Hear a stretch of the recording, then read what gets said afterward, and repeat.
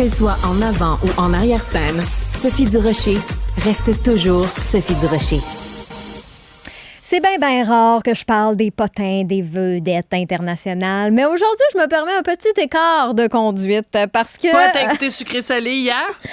Non, mais j'en ai parlé à Richard ce matin. Ah oui, ben là, franchement. Moment super sympathique. Ben oui, mais là, c'est ça. Fait que tu n'as parlé avec Richard, fait que t'en parleras pas avec moi. C'est ça. Ben non, mais... Ben c'est ça. C'est tout le fun, c'est pour Richard, puis moi, il reste plus rien, il reste des miettes. Mais non, mais je t'ai trouvé full pétillante en plus pendant cette entrevue-là avec Ludovic Bourdache qui rencontre plein de à couples. Sucré-Salé, c'était charmant. Du milieu culturel. Oui, on a appris plein d'affaires, entre autres que vous aimiez pas pantoute au début.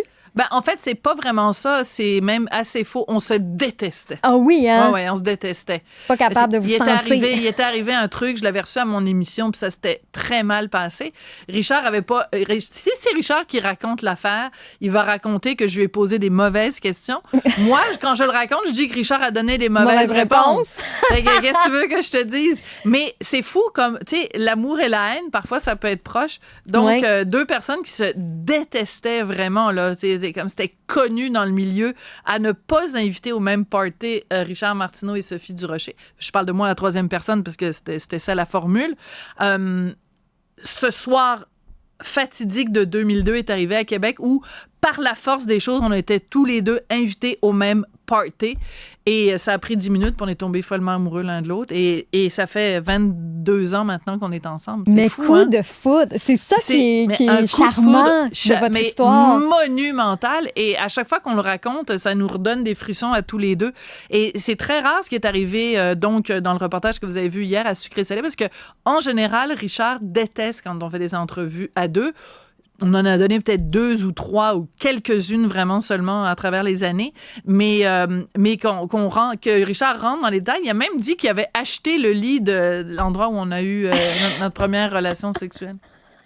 C'est comme, pourquoi il est allé raconter ça à Sucré-Salé? Ben, je pense que c'était pour dire que le lit était très confortable. Et qu'il voulait répéter, tu sais, tout d'un coup, qui est un peu superstitieux, là. Tu te dis, je vais acheter le lit, comme ça, je suis sûre surtout de... que parce que le lit, maintenant, on dort dedans, mais ce soir-là, on a tout fait sauf dormir. Fait que je vois pourquoi...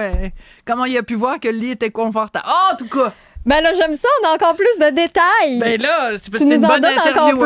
C'est une bonne interview, c'est pour ça. Fait que je sais pas c'était quoi les potins, c'était-tu Lady Gaga, c'est quelque chose de plus moins intéressant que nous. Non, mais t'as totalement raison. Mais c'était Lady Gaga. C'est Lady Gaga, mais je veux juste dire d'aller... ça comme ça par hasard. Non, mais tu parles d'un addon, mais aller attraper cette entrevue-là, c'est super sympathique, TVA+, TVA.ca. Mais oui, je commence par Taylor Swift, Sophie, parce que depuis la semaine passée, il y a des rumeurs là, qui sont parties comme quoi elle serait Taylor Swift avec Lady Gaga? Non, c'est ça. Il y a 2 parties à mon histoire. Attends, parce que là, moi, je me disais, si...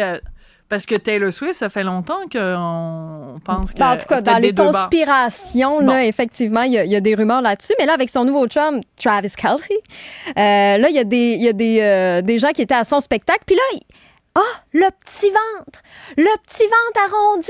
Ça s'appelle être une femme normale. Ben, c'est ça, Sophie. Lâchez-moi! Moi, j'avais besoin de faire une montée de lait aujourd'hui parce qu'après cette photo de Taylor Swift où, moi, je vois pas de ventre, là. Moi, je vois juste une personne normale. Non, mais c'est juste parce qu'elle se tient pas comme il faut, là. Ben, tu sais, je veux dire, il y a plein de choses qui peuvent entrer aussi en conséquence. La paix aussi à Taylor Swift, s'il vous plaît. Et là, en fin de semaine, là, c'est Lady Gaga. Là, les rumeurs aussi, une affaire de bedon? Oui, même chose. Un petit ventre arrondi. Ah non, mais c'est vrai qu'elle, excuse-moi, là, c'est vraiment plus, là. Oui, mais est-ce qu'elle a juste mangé trop de pain, trop de pâtes? Je vais te raconter une anecdote. On va prendre 30 secondes, puis je vais la raconter, puis après, on va continuer avec le reste de l'émission. Si tu retrouves des photos de Marilyn Monroe, dont on s'entend, tout le monde s'entend pour dire c'est une des plus belles femmes... Sex symbole. De tous les temps, à avoir frôlé cette terre. Tu sais, sur la... c'est la plus belle terrienne de tous les temps. Mais tu regardes des photos de Marilyn Monroe, c'est plein de photos d'elle. Elle n'est pas musclée pantoute. Tu sais, je pense qu'elle n'est jamais allée au gym, elle ne sait pas c'est quoi faire des... Non. Et elle a, sur à peu près toutes les photos, même les photos d'elle en maillot de bain, elle a une petite bedaine. Un petit muffin top, là. Bon, c'est juste normal. On peut-tu? Lâchez-nous avec notre petit ventre. Lâchez-nous. Fait que je vous laisse, c'est ça. Tu sais, juste comme... C'est normal d'avoir un petit bedon à un là, moment donné. Foutez-nous la paix. On peut-tu enlever une bûche de pression? Fait que c'est pour ça que je voulais glisser parfait. un petit mot là-dessus. On a réglé le Excellent. dossier aujourd'hui. Bon, OK. Puis achetez le lit quand vous faites l'amour la première fois avec votre chum. Et que la performance est bonne. Voilà, ben, très bonne! J'adore les détails. Merci, au revoir. Merci, bye!